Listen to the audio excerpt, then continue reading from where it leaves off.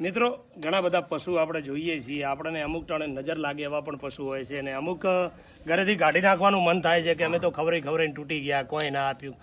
આ મારું સોનું કહેવાય, મારા ઘરનું રૂપ કહેવાય અને મારા પરિવારનો એક હિસ્સો કહો તો સાચો. આણીએ મને 8 મહિના દો આપ્યું, 12 મહિને વિયાય છે અને અહીંના તળિયાની ભેંસ છે, નથી બનીની કોઈ નથી, અહીંની પ્રોપર મારા તળિયાની છે. અને એની ખાસિયત કહું તો આજ દાડા સુધી પગ નથી ઉપાડ્યો, ગાભણ પહેલાં કે ગાભણ પછી. અને આ હીરો આજે તમે એની હાઇટ જોઈ શકો છો. મને ટાઈમનું 8 લીટર દૂધ આપેલું છે, પછી ગપ્પા મારવા માટે કહી શકો 10 ને બસ આપ્યા, પણ આજે 8 લીટર ચાલુ છે. અને જ્યારે એનો દાણો ચારો બંધ કરું ત્યારે જ બંધ થાય છે. એટલે કહેવાનો મતલબ કે તમે જો તમારું ધન સારું હોય ને તો તમને આ કદી દગો આપતી નથી.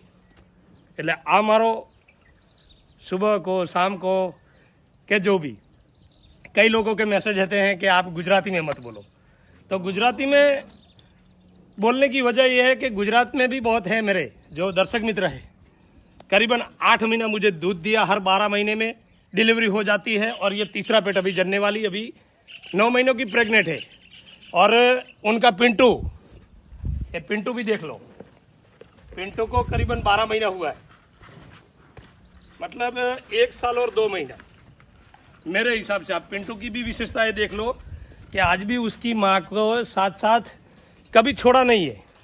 और मैं इनसे खुशी क्या करूं, ये सब कुछ जो है वो आपके सामने है. कट